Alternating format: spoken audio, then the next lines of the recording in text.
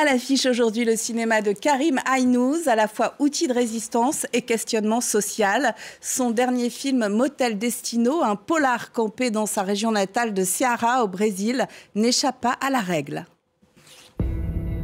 Como é teu nome mesmo? Heraldo. Parece nome de gente importante.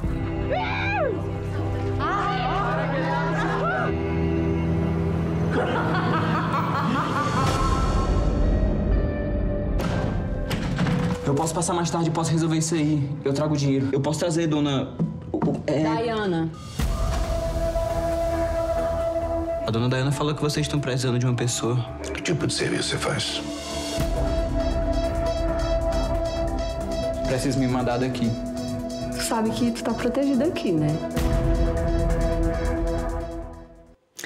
Bonjour à tous, bienvenue dans À l'affiche. Bonjour Karim Aynouz. Bonjour. Vous êtes réalisateur, vous êtes brésilien, vous avez gagné en reconnaissance mondiale avec Firebrand, le jeu de la reine, dont on se souvient avec Jude Law et Alicia Vikander, et puis avec La vie invisible de Ridis Gusmão, deux films célébrés au Festival de Cannes, tout comme Motel Destino.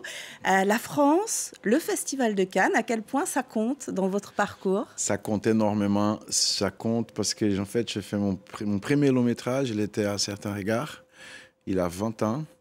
Et c'était une espèce de révélation d'être dans un festival où le cinéma est tellement célébré. Et c'était toujours un espace qui m'a suivi. Alors c'est très important pour un cinéaste d'avoir une maison. Et Cannes, c'est une espèce de maison, c'est une espèce d'espace où on échange, on découvre les choses. Ça m'a toujours été très précieux. Alors parlons de Motel Destino. C'est un polar inspiré d'un film noir, Le facteur sonne toujours deux fois, de Tay Garnett, en 1946, lui-même adapté du roman de James M. Cain. En quoi cette histoire résonne-t-elle? A-t-elle résonné chez vous? Ben écoutez, moi je cherchais une histoire qui soit une histoire assez classique et simple à raconter pour que je puisse vraiment me plonger dans les personnages. Et je crois qu'elle m'a beaucoup touché parce que quand j'ai vu la première fois le film, et surtout l'adaptation ça a inspiré un film de Visconti aussi, je crois que ça raconte, c'est une histoire qui me permet de raconter des personnages qui sont des personnages qui sont brisés, qui sont des personnages qui cherchent quelque chose, qui sont des personnages qui sont à la recherche et en fuite en même temps, et des personnages qui sont aussi moralement un peu douteux. Et ça m'intéresse, c'est des personnages, surtout quand on pense à la première fois, qui ont des personnages qui étaient évoqués après la Deuxième Guerre mondiale. Il y avait quand même quelque chose qui est très pareil avec le monde qu'on vit aujourd'hui. Alors, votre version du triangle amoureux, elle est assez violente et sexy, et surtout, elle se passe au Brésil, dans un hôtel de bord de route connu pour être un lupanar. On en découvre un extrait. Regardez. Gosta de ficar espiando? Eu acho que nem eu e nem tu estamos protegidos aqui. Eu sou doida por ti. Que destino teu, hein? Quem cuidava de você, menino?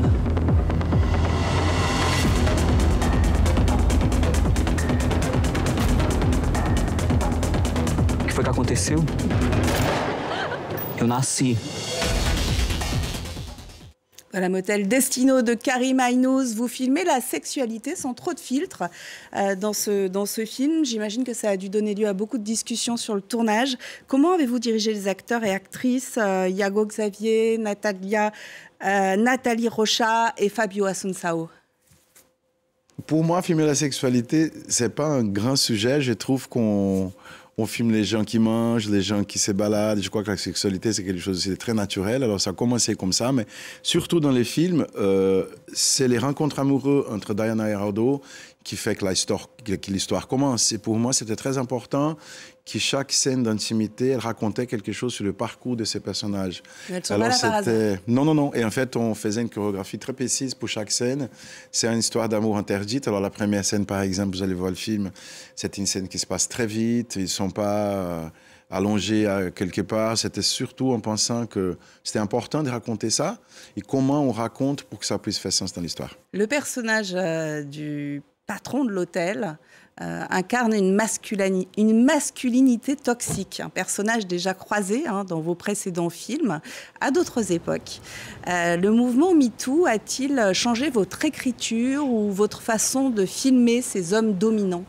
En fait, les mouvements de MeToo, ça m'a donné une envie de faire une espèce d'autopsie de ces personnages-là ou d'anatomie, on peut dire, parce que je trouve qu'à chaque... et c'est horrible, je crois qu'à chaque jour, on a des personnages comme ça qui rentrent dans notre vie, des politiciens, des hommes qui ont beaucoup d'argent, qui sont des billionnaires. Je crois que c'est quand même quelque chose qui est trop présent dans notre vie. Ça m'a intrigué, parce qu'avant, je fais beaucoup de films avec des personnages féminins. Ça m'intéresse encore, mais je crois qu'il faut qu'on essaye de comprendre un peu pourquoi on est arrivé là. Et Elia, c'est un personnage qui m'a permis un peu de comprendre.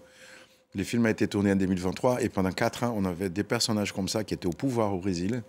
Et en fait, beaucoup de paroles du film, beaucoup de dialogues sont en fait inspirés par ces hommes qui ont quand même fait des horreurs pendant un certain temps au Brésil. Motel Destino, comme Firebrand, le jeu de la reine, votre précédent film raconte donc l'histoire d'une femme retenue contre son gré, finalement, par son ogre de mari. Sauf que le jeu de la reine se déroulait au XVIe siècle et qu'il était question d'Henri VIII. On a retrouvé, regardez ce petit moment à Cannes, c'était avec Jude Law. I believe that I was chosen by God to change the king's mind. Clever girl. Is my father often angry with you? Are you a liar?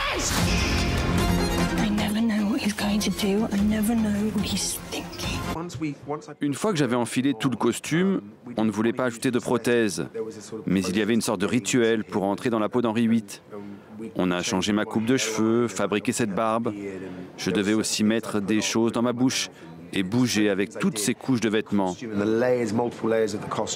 Une fois que j'étais en mode Henri VIII, on enchaînait les prises. C'est comme ça que Karim, le réalisateur, aime travailler. Karim Aynouz, comment on fait un tel grand écart entre un film historique comme celui-là et un thriller érotique dans le Brésil d'aujourd'hui?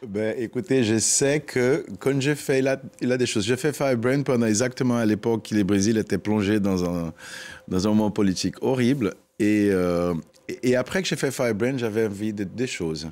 J'avais envie du soleil. Et j'avais envie des corps qui n'étaient pas des corps couverts. Et en fait, c'est comme ça que je suis passé de l'Angleterre des années 500, 1540, c'était 1548 ou 46, au Brésil. Maintenant, c'était une envie de rentrer chez moi et de faire quelque chose qui j'avais besoin de lumière, je crois. Finalement, on a tourné en Angleterre, au nord de l'Angleterre, pendant tout l'hiver dernier. Et c'était une espèce de nouvelle aventure que j'avais besoin. D'ailleurs, vous en parliez, vous avez quitté le Brésil pour vivre en Allemagne après l'arrivée au pouvoir du président d'extrême droite, Jair Bolsonaro. Son mandat a duré de 2019 à fin 2022. C'était inconcevable avec votre métier, avec vos opinions politiques? Oui. Écoutez, c'était impossible. C'est une histoire qui est assez triste et drôle. Motel Destino, on avait un financement public du CNC brésilien, disons.